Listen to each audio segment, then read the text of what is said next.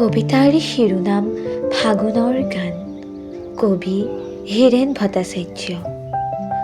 শুকান বতাহজাকে পাতবোৰ উৰুৱাই নিয়ে, ৰাংঢালী চৰাইবোৰে গছৰ ডালত পৰি নাচে, জুনুকাৰ জুনজুননিত সাৰ পাই কুঁহি পাতে।